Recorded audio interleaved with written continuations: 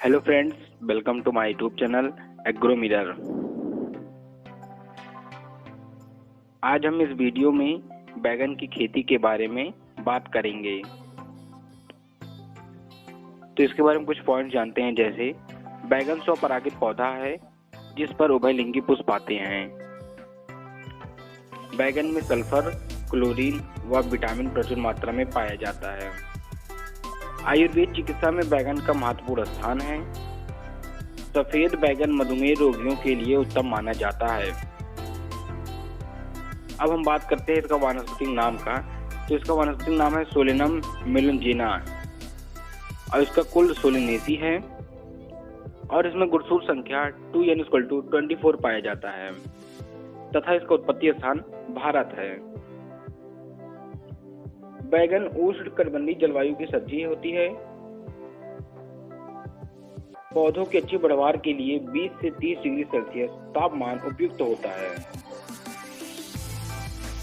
इसकी खेती के लिए रेतीली दोमट भूमि अच्छी होती है तथा भूमि का पीएच मान 5.5 से 6.5 के मध्य होना चाहिए।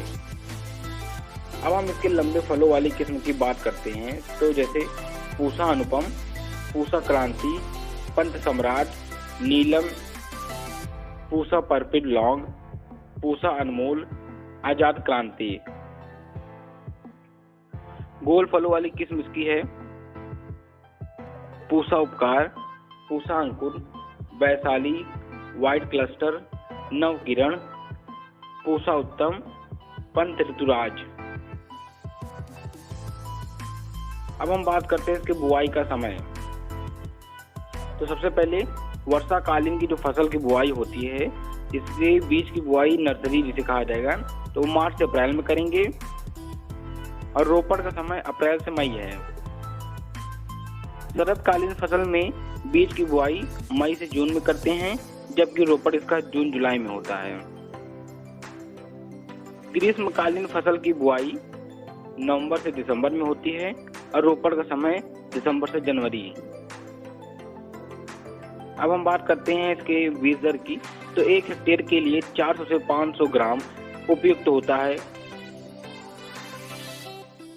नेक्स्ट पॉइंट है हमारा खाद उर्वरक। तो गोबर की खाद 250 से 300 कुंटल प्रति हेक्टेयर देना चाहिए।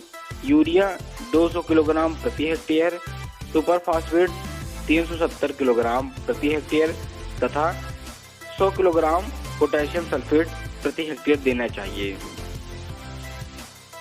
अब हम सिंचाई प्रबंध पर बात करते हैं। तो सबसे पहले गर्मियों में प्रति सप्ताह सिंचाई करनी चाहिए, जबकि सर्दियों में 15 दिन के अंतर पर सिंचाई करनी चाहिए। खरपतवार नियंत्रण में देखेंगे तो निराई गुड़ाई करना चाहिए और वासालीन 1 किलोग्राम को 625 लीटर पानी में घोलकर रोपाई के 7 दिन बाद छिड़काव करना चाहिए। रोग नियंत्रण में छोटी पत्ती रोग है, इसमें पत्तियां मुड़ जाती हैं। तो यह रोग माइकोप्लाज्मा के कारण होता है, जिसे लीफ हॉपर नामक कीट फैलाता है। रोगी पौधा बौना रह जाता है, पत्तियां आकार में छोटी रह जाती हैं और रोगी पौधे पर फूल नहीं आते। इसके नियंत्रण के लिए एगाटॉक्स का छिड़काव करना चाहिए। कीट नियंत्रण में पत्ती मोड़क कीट होता है। इस कीट के प्रकोप के कारण पत्तियां मुड़ जाती हैं। इन मुड़ी हुई पत्तियों पर प्यूपा का निर्माण होता है। इसके नियंत्रण के लिए हम कार्बरिल का छिड़काव करते हैं।